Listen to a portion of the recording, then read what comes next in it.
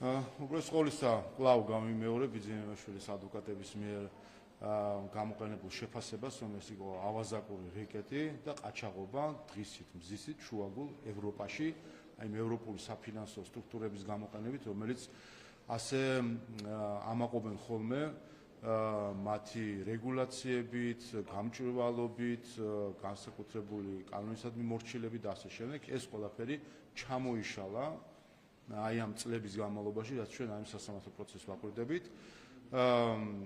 როგორც აღმოჩნდა, ევროპაში არც იქაური ეროვნული ცენტრალური ბანკების რეგულაციები არ მუშაობს, არც სისხლის სამართლის მართლმსაჯულება არ მუშაობს, არც სხვა რაიმე განსაკუთრებული მექანიზმები არ მუშაობს, თუ კი არსებობს პოლიტიკური ინტერესი.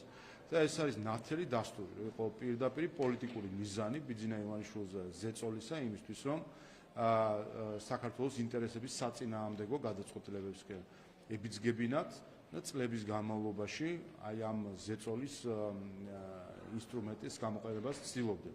ასე რომ ეს არის ფაქტი, რომ დაიმსხვრა მითი ევროპაში კანონის რეგულაციების მორჩილებასთან დაკავშირებით, როდესაც დღისით, მზისით ყველას თვალწინ ხდებოდა ავაზაკური რეკეტი ბიძინა ივანიშვილის წინააღმდეგ.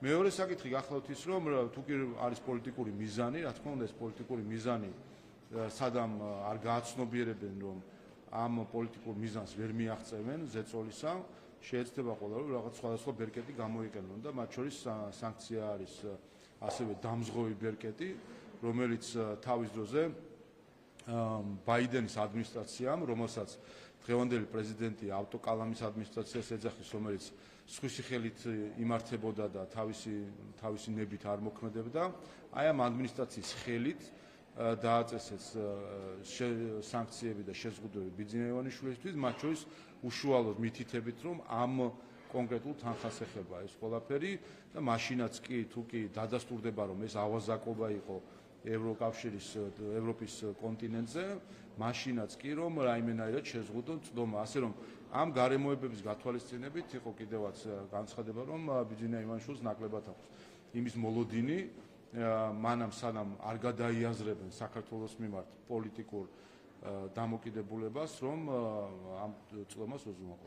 სანქციების დაწესების ნაწილში კითხავთ თქვენი ოპონენტები მოძრაობაში, მაგრამ დამოკიდებულებას რამეს რომ არაფრის მომცემია მცდელობა, რომ ამერიკის შეერთებული შტატების ყოფილი ადმინისტრაციის მხრიდან სანქციების მოხსნის ნაწილში არასერიოზულად იქნება ეს მოძრაობა, რომელიც არ იყოს თავიანთი სანქციებს, შესაძლოა რომ დაუწესოთ მას ბირთვული სანქციები.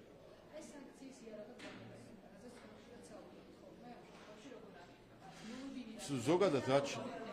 ზოგადად რაც შეეხება ამ ეგრეთ წოდებულ სანქციო მანიას, რომელსაც შეპყრობილი ყავს ახლა ევროპა, ჩვენ ერთი რამის უნდა დავაკვირდეთ, რატომ იყენებენ ამ ინსტრუმენტს ბოლო პერიოდში ასე ხელგაშლილად ევროპელები. იმიტომ არ ჭირდებათ არც სასამართლო კონტროლი უნდა, არც რაიმე დასაბუთება, საერთოდ არაფერი არ უნდა, აბსოლუტური თვითნებობა.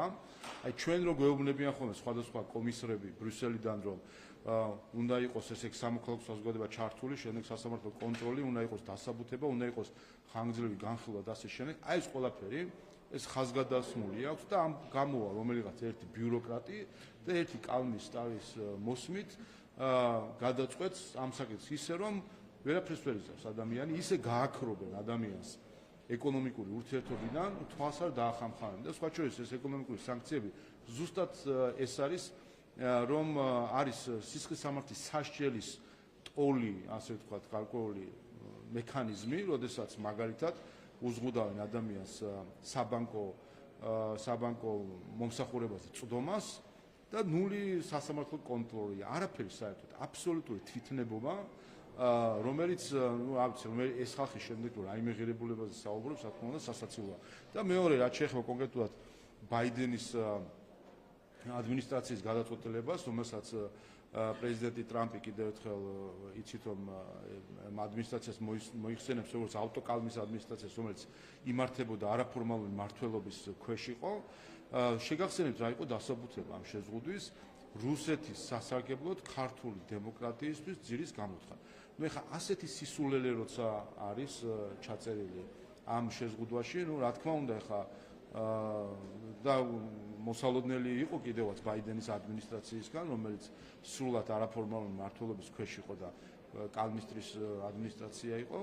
მოსალოდნელი რა თქმა უნდა იყო, თუმცა ამავე დროს ჩვენთვის ეს რა თქმა უნდა ასევე საზომი არის, რამდენად ხდება გადააზრება იმ ცდარი გადაწყვეტილებებისა, რომელსაც ამერიკის შეერთებული შტატების წინა ადმინისტრაცია ქართული ხალხის წინააღმდეგ იღებდა.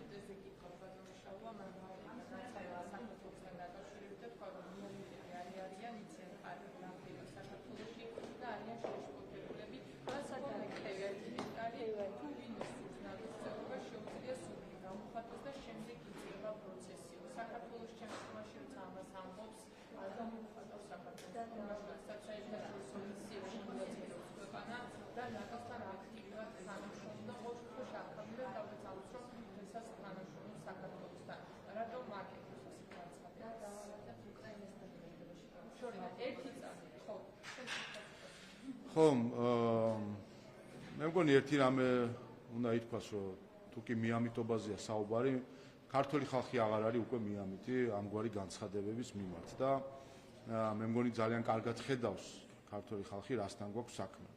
2008 წელს თქვენს კარები ღია არის, გავიდა იმის შემდეგ 17 წელი, საქართველოს გააკეთა ყველაფერი. გააკეთა როგორც ინსტიტუციურად, ისე სამხედრო მხრივ დაახლოების თვალსაზრისით და ისე პირდაპირ ომებში შესვლის და ბრძოლით ნატოს ჯარისკაცების მხარ და მხარ.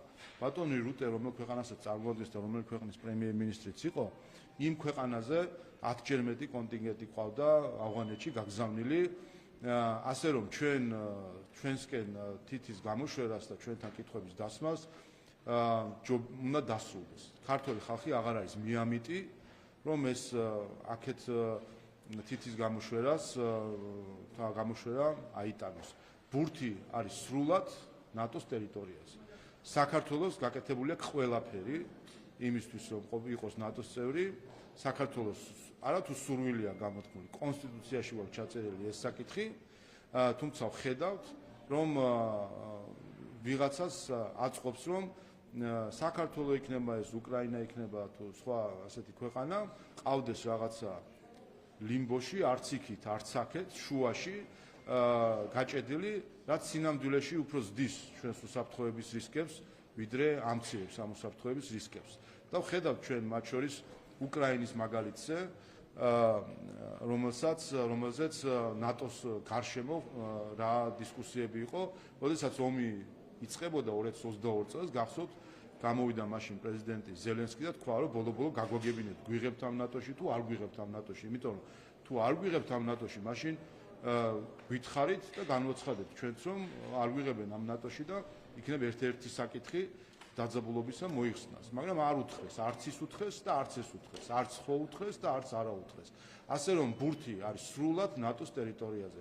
საქართველოს გაკეთებული ყველაფერი თავსებადობის მხრივ საქართველოს მათ შორის საერთაშორისო მისიებში მონაწილეები, საქართველოს სამხედრო კონტინგენტი 70%-ს სხვადასხვა ფორმატით აქვს საერთო მისიებში, ოპერაციებში თუ სწავლებებში მიღებული ნატოს ჯარისკაცებთან ერთად, როგორც თავსებადობის, ისე ინსტიტუციურად, ისე ყველა საკითხით ნატოს წევრ ქვეყნების 7-8 ქვეყანას უსწრებთ ყველა პარამეტრებით, გინდა დემოკრატიული განვითარებით, ინსტიტუციური განვითარებით, მმართველობით, ანტიკორუფციული მდგომარეობით და ასე შემდეგ. ასე რომ მიამიტი ქართველი ხალხი მიამიტი აღარ არის და ძალიან კარგად ხედავს ეს რაც არის. წყალში ვინა ჩაყარა. რითი გამოდის?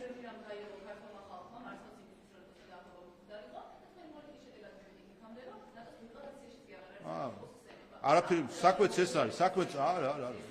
თქვენ ახლა იმეორებთ ის, რაც რუტემ თქვა, თითის გამოშვერა საქართველოსკენ.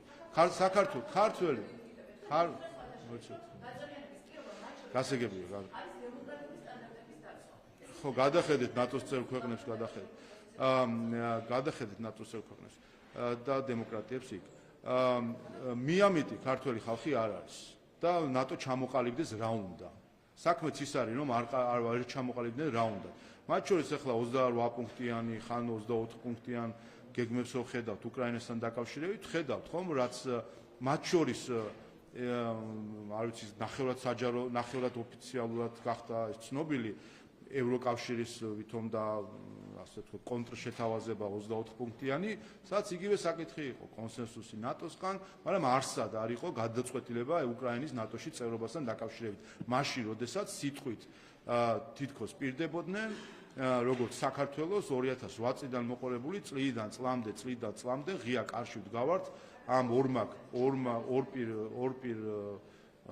კარში და ნაცვლად იმისა, გადაწყვეტილება მიიღო კვლავ გაუგებრობაში და ბუნდოვნობაში აყენებენ საქართველოს, მაგრამ უკრაინასთან დაკავშირებით. ხო გესმით ბოლო პერიოდში განცხადებები, რომ უკრაინა ვერ გახდება ნატოს წევრი. 3 წელია იბრძვიან, 3 წელიწად ნახევარი იბრძვიან, მათ შორის საკუთარი უფლებისთვის გახდნენ ნატოს წევრი.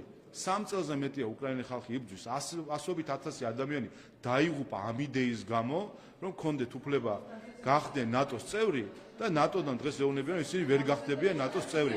აი ეს არის ასე, რომ მიამიტი აღარც უკრაინელი ხალხი იქნება და აღარც ქართველი ხალხი იქნება. ჩამოყალიბდეს ნატოს რა უნდა, ჩამოყალიბდეს და თქვას, ან ის თქვას, ან ეს თქვას, იმიტომ რომ ასე ბუნდოვანებაში და რაღაც გაურკვევლობაში რომ ყავს მთელი ერები, ეს არის სწორედ მიუღებელი. ასე რომ რა თქმა უნდა, ქართველი ხალხი აღარ არის იმის მიამიტი, რომ ასეთი რაღაც ლამაზი სიტყვები დაიჯეროს ღია კართან, გეპატიჟებით, გელით, ასე შემდეგ. არანაირი ღია კარი და მიპატიჟება არ უნდა გადაწყვეტილებები.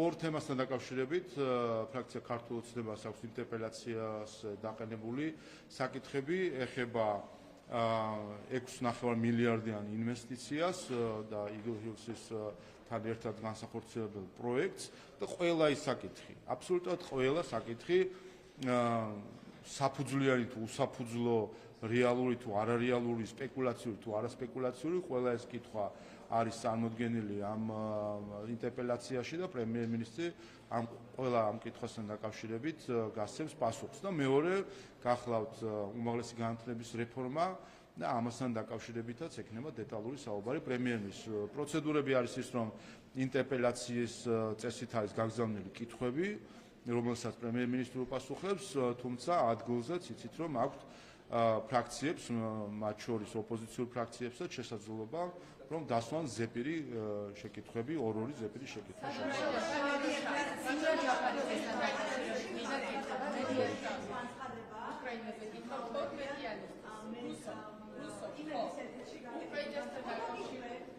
თორმეტზე მეც მაქვს სესია.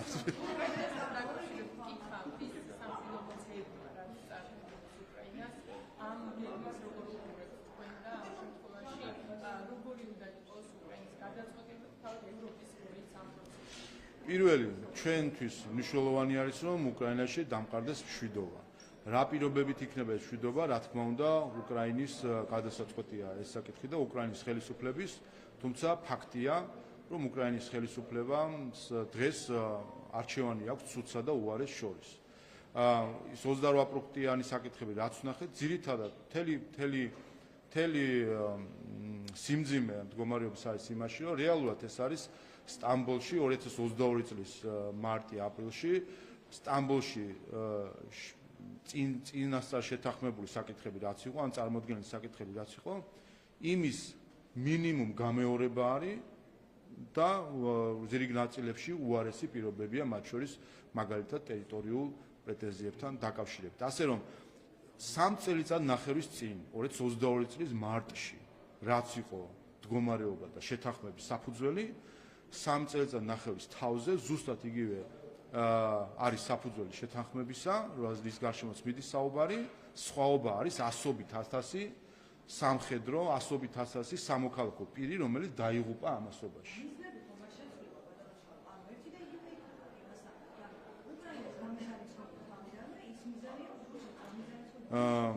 ის პირობები შეთანხმებისა, რომელიც დღეს არის, რომლის გარშემოც მიდის საუბარი და აქვთ იმედი ყველა მხარეს, რომ შეთანხმება შედგება, მათ შორის უკრაინას ხედავთ, რომ არის ოპტიმისტურად განწყობილი. ის საკითხები ერთ-ერთში იმეორებს იმას, რაც იყო სტამბოლში 2000 ომის დაწყებიდან რამდენიმე კვირაში. და ეს არის მთელი, რომელიც გახსოვთ თქვენ, რომელიც პარაფირებული იქნა უკრაინის მხარის მხრიდან და გახსოვთ თქვენ უკრაინელი დეპუტატის არახამიას განცხადება, რომ უკრაინისთვის მისაღები იყო მაშინ ის შეთანხმება და ბორის ჯონსონი ჩავიდა და ევროპელების ჩარევით ჩაიშალა მაშინდელი შეთანხმება. ეს არის არახამიას განცხადება. ასე რომ უკრაინის ხელისუფლებას კითხონ, რა მოხდა მაშინ 2022 წლის მარტში. გავიდა 3.5 წელიწადი, ასობით ათასი ადამიანი დაიღუპა სამხედრო, სამოქალაქო პირი, ქალი, ბავშვი და 3.5 წლის თავზე ისევ იგივე ევროპელები, ისევ იგივე მხარე სხედან და იგივე საკითხების არის საფუძველი შეთანხმების. ასე რომ ეს იქნებოდა ყველაზე მძიმე, რომ აღმოჩნდეს შემდეგ, რომ 3 წელიწადის თავზე თურმე სტამბოლის შეთანხმების პირობები იქნა გამეორებული და ისაც შეიძლება მომხდარიყო 3 წლის წინ 3 წლიანი განსხვავებით და ასობით ათასი ადამიანის დაღუპვის შემდეგ იქნა შეთანხმებული. ამიტომ ამბობთ, რომ ეს არის ცუდსა და უარეს შორის არჩევანი. თუმცა რა თქმა უნდა, მშვიდობას არ აქვს ალტერნატივა. უბრალოდ ეს ამ მდგომარეობაში არის დღეს უკრაინის ხელისუფლება, რომ მას არც მშვიდობა შეუძლია და არც ომი. ომისთვის ხედავთ, რომ უკვე არის სკეპტიციზმი, მათ შორის ამერიკის შეერთებული შტატების მხრიდან, რომ გააგრძელოს დახმარება და ამ დახმარების გარეშე რთულია რომ გააგრძელოს ომი და კვლავ ეს ნიშნავს მეტ სისხლისღვრას უკრაინაში და მშვიდობაც რთულია, ვინაიდან მოსახლეობისთვისაც ასახსნელია, რომ აი 3 წელი თუ კი იგივე პირობები არის, რაც სტამბოლის შეთანხმების დროს უნდა ყოფილიყო, მაშინ რა ომი იყო მთლიანად აი 3 წლის განმავლობაში.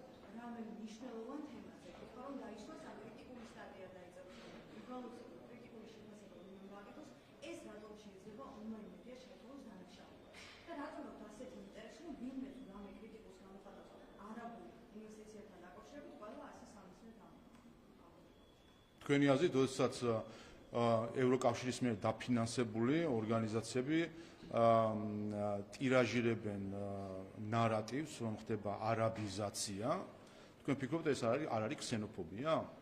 ეს არ არის ქსენოფობიაა პრობლემა. პრობლემა არის ქსენოფობია, ფაშიზმი, ზიზღის ენა. ხო? კი ბატონო. აი. კარგი, შევთანხმდით, რომ არაბიზაცია არის ქსენოფობია. რომელსაც თქვენი ტელევიზიაც იყენებს. და ამ ქსენოფობიას თუ კი მედია ტირაჟირებს და ის ორგანიზაციები, რომელიც ფინანსდებიან უცხოეთიდან, რა თქმა უნდა, ამაზეც ვისაუბროთ, რომ ქსენოფობიას ტირაჟირებს, რა ვიცი, ხო არსებობს ჟურნალისტური ეთიკა და პუნქტი 7 ხო არის, რომელიც ამბობს, რომ ქსენოფობია ასაშუქებს, ქსენოფობიას როგორ უნდა გააშუქოს, ქსენოფობიის ნარატივს ქმნის არა, თავად მედია ქმნის ქსენოფობიურ ნარატივს და თან ქმნის ევროკავშირის მიერ დაფინანსებული მედია. ამაზე დიდი სირცხვილი რა უნდა ქონდეს ბრიუსელს და ევროკავშირის საელჩოს, რომ ისინი ჩართული არიან ქსენოფობიაში, იმ სენში, რომელიც ევროპამ 100 წლის წინ გადაიტანა და დღეს რამდენიმე ათწლეულის შემდეგ კვლავ ქსენოფობია ევროკავშირის ფულით ტირაჟირდება საქართველოში. ეს ერთი. ეხლა მეორეს გეტყვით. ყველაფერს გეტყვით. გავიგე კითხვა, გიპასუხეთ. გეტყვით.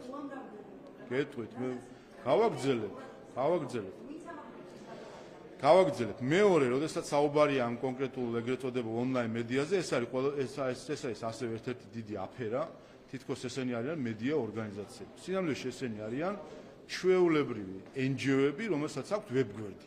და ინტენსიურად აქვეყნებენ რაღაცას ვებგვერდზე. თავისი ფილოსოფიით, მოწყობით, სტანდარტით არიან NGO-ები, ვებგვერდიანი NGO-ები. ვინაიდან არანაირი ჟურნალისტური სტანდარტი მათთვის არ არსებობს, არანაირი ეს არის აბა ეხლა ვისაც ეს არის მე ხო შემაქვს გამოხატვის თავისუფლება, ხო შემიძლია შევაფასო. კეთვით. იმიტომ ჩვეულებრივ ხედავთ ჩვენ მათ ქმედებებსაც არიან მიკროფონიანი NGO-ები, რითი განასხვავებთ თქვენ, არ ვიცი, პუბლიკას საერთაშორისო გამჭვირვალობისგან. რა არის სხვაობა მათ შორის? ხო, აი უყურეთ, არაფერი სხვაობა არ არის მათ დამოკიდებულებაში, მათ სტანდარტებში, ერთადერთი ეს არის მიკროფონიანი საერთაშორისო გამჭვირვალობა, რომელიც უფრო მეტ სტატიაზდებს თავის ვებგვერდზე, ვიდრე ტექსტებს თავის ვებგვერდზე, ვიდრე საერთაშორისო გამჭვირვალობა. ეს ერთი. მეორე, კი ბატონო, მაგრამ ნუ იტყვიან, რომ არიან ჟურნალისტები, იმიტომ ჟურნალისტიკა არა, ნუ იტყვიან, რომ არიან ჟურნალისტები, ვინაიდან ჟურნალისტიკა გულისხმობს ამბების მიუკერძოებლად გაშუქებას. ამბების გაშუქებას და არა ამბების შექმნას.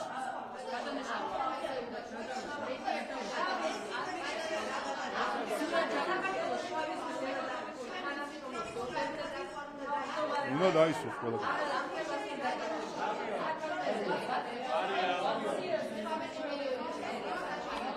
კი ბატონო, აი იგივე თემაა ვაგზავნე.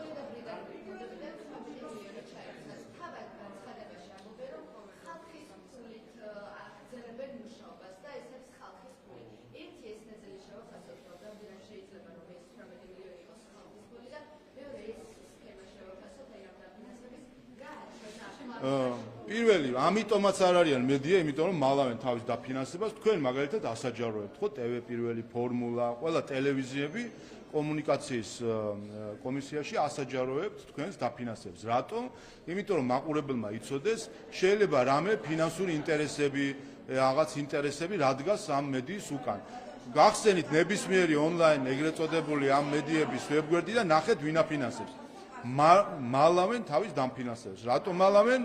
იმიტომ ფაქტია, რომ ეს არის ჩვეულებრივი პროპაგანდის თავის ვებგვერდზე დადონ, კაცო, ვინ აფინანსებს. თავის ვებგვერდზე გამოაქვეყნონ, რეესში თუ არ მედია. იმიტომ არიან ჩვეულებრივი პროპაგანდისტები, ბრიუსელის მიერ დაქირავებული პროპაგანდისტები, რომლებიც ემსახურებიან მხოლოდ ბრიუსელისთვის სასარგებლო ნარატივის დამკვიდრებას და სხვათა შორის ბრიუსელის დაქირავებული ყავს არა მხოლოდ ეს ეგრეთ წოდებული ონლაინ მედია, არამედ რადიო თავისუფლება, თქვენი რადიო თავისუფლება მედია არის, რომელიც შექმნილი ცენტრალური სადაზვერვო სამსახურის მიერ, სპეცსამსახურის მიერ შექმნილი ორგანიზაცია, რომელსაც აფინანსებდა ამერიკის შეერთებული შტატების ბიუჯეტი და დღევანდელმა ხელისუფლებამ ამერიკის შეერთებული შტატების შეუწყვიტა დაფინანსება, ვინაიდან თქვა, რომ ისინი არიან პროპაგანდის იარაღი და შეუწყვიტა დაფინანსება იმ ქვეყანამ, რომლის სპეცსამსახურებმაც რადიო თავისუფლება დააფუძნეს და ვინ აფინანსებს დღეს? ევროკავშირი აფინანსებს მას. და ვინ არის გაჟონილი ინფორმაციები სადმედის ხოლმე რადიო თავისუფლებაში, როგორ ჟონავს მაინც და მაინც ამ ერთ მიმართულებით ხოლმე ევროკომისიიდან ინფორმაცია და სხვაგან არ ჟონავს. რატო ჟონავს? იმიტომ რომ არის ჩვეულებრივი პროპაგანდისტული რუპორი ბრიუსელის რადიო თავისუფლება. თქმას პროპაგანდისტს უნდა ეწოდეს პროპაგანდისტი, ჟურნალისტს უნდა ეწოდეს ჟურნალისტი. კიდევ ერთხელ ეს არის რაც შეეხება სხვა სქემებს, მათ შორის მნიშვნელოვანი ასპექტი იყო ამ სქემებთან დაკავშირებით, ისაც ჩვენ საუბრობდით, რომ ხედავთ ჩვენ, რომ არის მცდელობა გვერდი აუარონ საქართველოს კანონმდებლობას, აი ეს ხალხი ის ბრიუსელი და ცდილობს გვერდის ალოს, ჩვენ რო გვეუბნება გვერდი არ აუაროთ რუსეთის მიმართ ჩვენს მიერ დაწესებულ სანქციებსო და შეზღუდებს და ჩვენ კანონმდებლობას გვერდი უნდა აუარონ, თურმე ესტონეთში უნდა ჩარიცხონ ფული, ჩემოდნებით უნდა ატარონ აქ ფული, რაღაც იმითი კრიპტოვალუტები უნდა რიცხონ და სხვადასხვა ქვეყნები და ამხელა კრიმინალური ენერგია არის ჩადებული ამაში, რომ მიდიან სისხლის სამართლის დანაშაულზე მათ შორის, კანონის დარღვევაზე, გადასახადების დამალვაზე, სხვა სახის დანაშაულებზე მიდიან. ამ საკითხებზე მიდიან. პრობლემა საქმე რაშია, რომ ეს უცხოური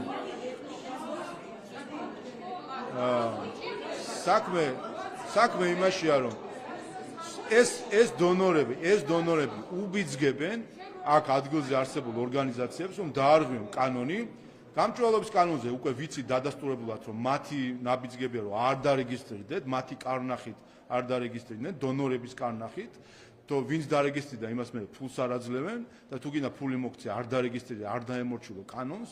მეორე, იგონებენ სქემებს, როგორ აუარონ გვერდი საქართველოს კანონმდებლობას და მათ შორის ამ სქემის ნაწილიც არის სისხლის სამართლის შეზღუდვების დარღვევა, როდესაც ფული არადეკლარირებულად მოძრაობს საქართველოს ტერიტორიაზე. ასე რომ, რა თქმა უნდა, ყურადღება არის მისაქცევი ამ ყველაფრის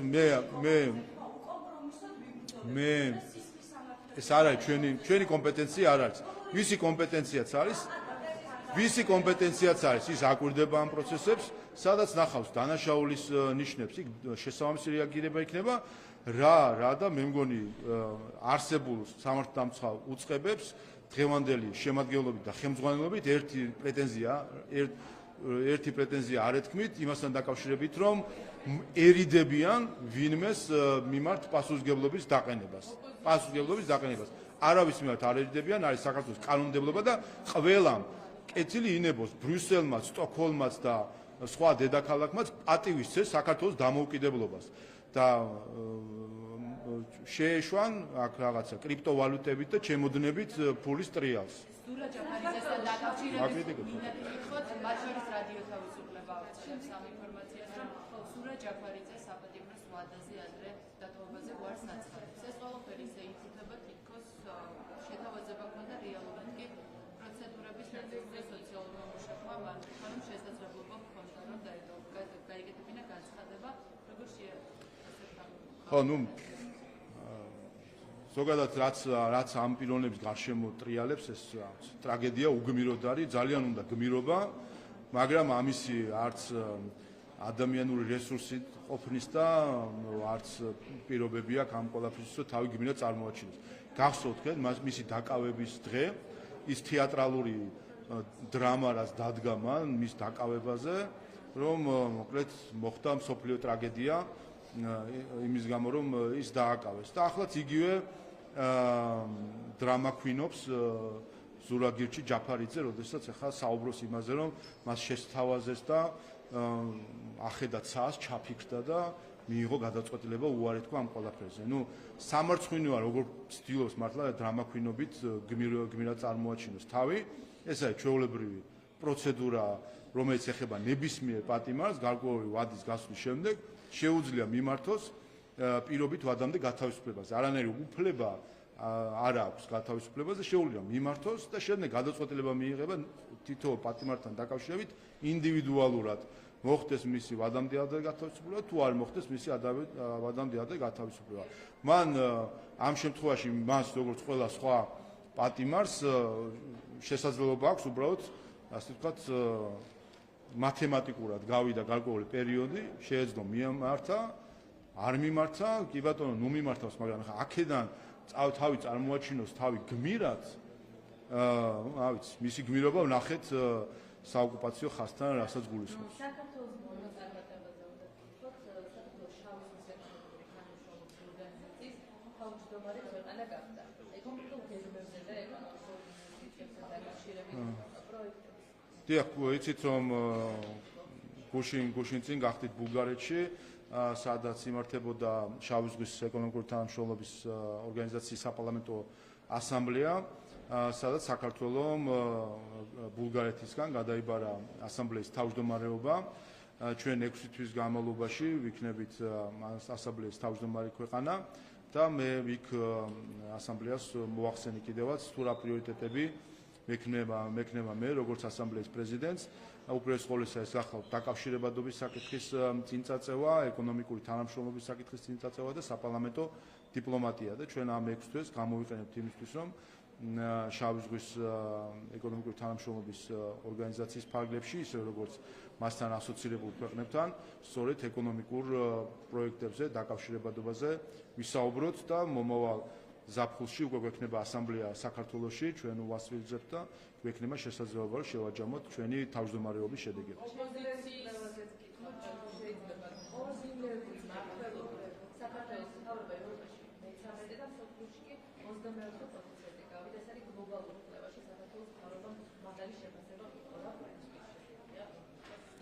ეს არის ეროვნული პოლიტიკის შედეგი, იმის შედეგი რომ არ უჯერებთ ყველაფერს ბრიუსელს. ჩვენ რომ ბრიუსელისთვის დაგვეჯერებინა ბევრი რამე, დღეს ვიქნებოდით იქ, სადაც ზოგიერთი კანდიდატი ქვეყანა არის საკუთარი მმართველობის თუ მდგომარეობით თუ ეკონომიკური მდგომარეობით. საბედნიეროდ ჩვენ არ მიყვებით იმ პოლიტიკას, რომ ვიყოთ ავტომატური შემსრულებელი ბრიუსელის მითითებებისა, ჩვენ ნებისმიერ რჩევას სიამოვნებით ვისმენთ, ნებისმიერ რჩევას შემდეგ ვიაზრებთ და ჩვენი ეროვნული ინტერესების და მათ შორის ჩვენი სახელმწიფოს გაძლიერების ფილდში ვატარებთ და ასე ვიღებთ გადაწყვეტილებას. ამიტომ, რა თქმა უნდა, ეს წარმატებებიც არის დასტური იმისა, რომ მნიშვნელოვანია, რომ ყველაფერში არ დაუჯეროთ ბრმად ბრიუსელს და მივყვეთ ჩვენ ეროვნულ ინტერესებს.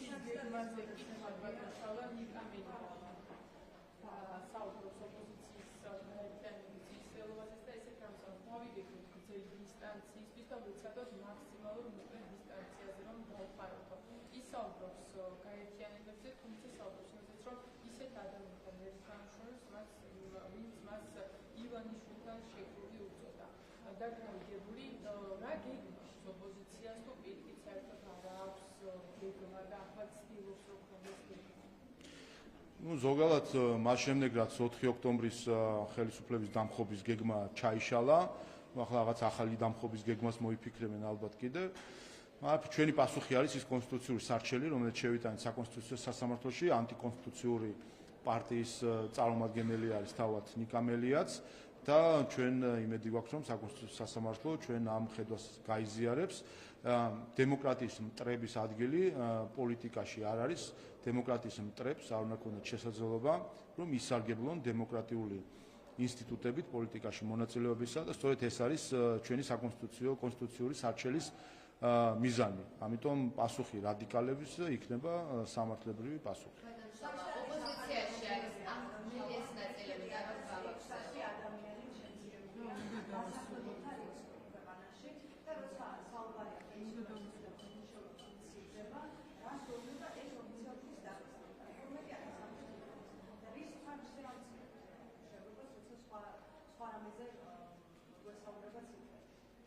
თუ არ ვცდები 30% იყო თითქმის უმუშევრობა და ან ნაკლები იყო, მაგრამ ყოველ შემთხვევაში უმუშევრობა დღევანდელი მდგომარეობით ჩამოსული არის 12%-ზე თუ არ ვცდები, ახლა არ მინდა შემიშალოს სიცხები და თქვენ იცით რაც არის ჩვენი გეგმა, რომ 2028 წლისთვის 4%-ის ფარგლებში იყოს უმუშევრობა და ჩვენ ამ გეგმისკენ მივდივართ და ამას მივახცევთ. მათ შორის 6.5 მილიარდიანი ინვესტიცია, სწორედ ამ ინვესტიციის ერთ-ერთი შედეგი სწორედ ეს იქნება, რომ შეიქმნება 24,000 სამუშაო ადგილი და ამ პროექტის განხორციელებისას, რომელიც იქნება მათ შორის კვალიფიციური სამუშაო ადგილი. ასე რომ ეს რიცხვი ეს არ ვიცი თქვენ რა რიცხვზე საუბრობთ, ამიტომ მე მაგას მომეც უფლება რომ ჯერ უყურეთ საერთო რიცხვები ცნობილი არის, მათ შორის ახლახან იყო ეს რიცხვები, რომელიც ეხება უმუშევრობას, ეხება სიღარიბის ზღვარგმრთყოფს და ყველგან საქართველოს აქვს პროგრესი, მათ შორის ეკონომიკური განვითარებით. აგერ გუშინ წინ გახდით ბულგარეთში და ჩვენ ბულგარელ თუ სხვა კოლეგებთან საუბრისას, თურქ კოლეგებთან, ბერძენ კოლეგებთან საუბრისას, როცა საუბრობთ ჩვენ ეკონომიკური ზრდის ტემპებზე, 8-9-10%-იან ეკონომიკურ ზრდაზე, ყველა თეთრი შურით, ასე ვთქვათ, უყურებს საქართველოს, ვინაიდან ასეთი ზრდის ტემპები არავის არ აქვს. ევროკავშირი იცით, რომ გაჩერებულია ერთ ადგილას, უკვე წლებია, ევროკავშირის წილი მსოფლიო პოლიტიკაში არის იგივე, რაც იყო 2008 წელს. უბრალოდ ევროკავშირის წილი 2008 წელთან შედარებით დაცემულია 30%-დან, თუ არ ვცდები, 17 თუ 16%-მდე. განახევრებულია თითქმის ეს წილი, რაც აჩვენებს კიდევ ერთხელ არასწორ ეკონომიკურ პოლიტიკას. არა, ეს როგორ ეს გაძევთ თქვენ, რომ ბრიუსელს აქვს მცდარი ეკონომიკური პოლიტიკა, ბრიუსელს აქვს მცდარი მართლობითი პოლიტიკა, რაც აისახება შემდეგ ეკონომიკაზე. რაც შეეხება ქართულ ეკონომიკას, ჩვენ წელს გადავაბიჯებთ პირველად ერთსულ მოსახლეზე მთლიან შიდა პროდუქტის $10,000 ზღვარს, ჩვენ წელს გადავაცილებთ 100 მილიარდიან ეკონომიკას და ეს არის ზუსტად შედეგი საქართველოს ხელისუფლების სწორი ეკონომიკური პოლიტიკისა. აი ბოლოა.